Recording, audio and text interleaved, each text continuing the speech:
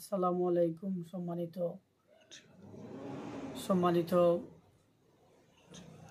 মুসল্লিয়ানে কেরাম, যুবক ভাই সকল, গত বৃহস্পতিবার সকাল 6:50 সময় আমার টেবিলের উপরে মুন্সিয়াদার মসজিদের আমি সানি ইমাম ও মুয়াজ্জিন টেবিলের উপরে একটা মোবাইল ফোন আর প্রায় মোটামুটি 10-এর মতো কিছু টাকা আছিল কডির ভিতরে।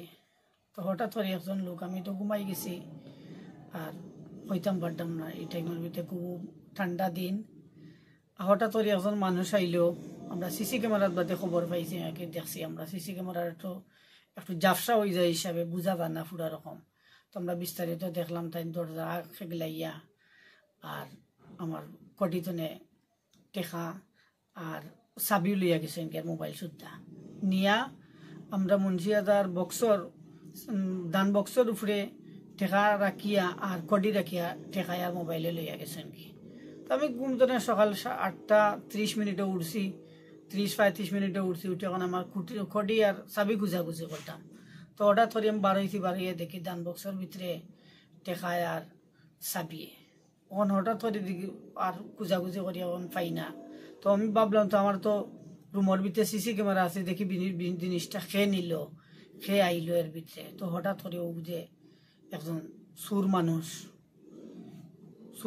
বুঝতাম পারলাম যে একজন ছিনতাইকারী আইয়া ছিনতাই করিয়া টেকায় মোবাইলে লইয়া গেছে। আপনারা যতটুকু পারেন সহযোগিতা করবা, ওটার লাগে সুরটারে ধরার লাগিয়া আপনারা গেছে বিনীত আরজ।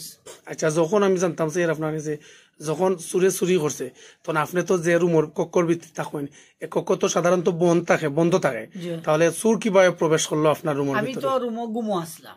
আচ্ছা, ফজরের বাদে প্রায় মনে করো প্রায় 6:50। ফজরের জমাত তো মনে করো 5:45 কিংবা 50 জমাত পরে গিয়ে এরপরে আমি মনে করো ঘুমাই দিছি। তো ঘুমার পরে মনে করো আমি তোমার ঘুম লাগিয়েছে গিয়া ঠান্ডা দিন, আর আমি মনে করো দরজাটা একটু ওয়াকিয়া লইছে আমার বেশিরভাগও, মানে আমি দরজাটা সিটকারি লাগাইছি না ভিতরে দিয়ে। আমি এমনি আটাইয়া গেছি, আমার মনে হইলে আমি একটু পরে দেই মুগি বাড়িত, তার একটু সময় আরাম করিলাই।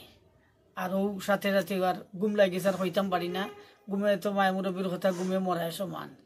আর ও ঘুম লাগিয়েছে, আর হে বহু সময় ফলো করছে, এদিক থাকাইছে মানুষ আইরানি অবাদি আইরানি চিন্তা করিয়া আস্তে আস্তে দরজাটারে খেগলাইয়া আর ও টেবিলের উপরে ফাইলিছে অকলতা আমার। আচ্ছা, মূলত আপনার প্রায় 10,000 কাছাকাছি। আর আপনার মোবাইল নিছে? মোবাইল একটা টাচ মোবাইল নিছে।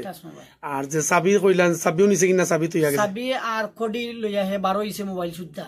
আচ্ছা, 12 মনে করছে চাবি নিয়ার গীতা করতাম, আমার কডি এটা নিয়ে তো লাভ নাই। আমার চাবিয়ে আর কডিয়ে দান বক্সের উপরে থইয়া হেতার গেছে টেকা আর মোবাইল লইয়া গেছে। টেকার মোবাইল লইয়া গেছে। মোবাইল আনুমানিক কত টাকা রইব?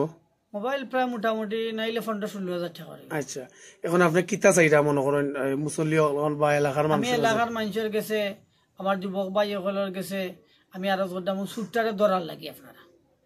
কারণ আমার একটা ক্ষতি করছে, অন্য মসজিদ হলো তো ক্ষতি করবো, আরো বহুত জনের ক্ষতি করবো, তারা আপনারা দরৌকা দরিয়া উপযুক্ত শাস্তি দৌকা, ওটা আমি আপনারা গেছে আবেদন করতাম।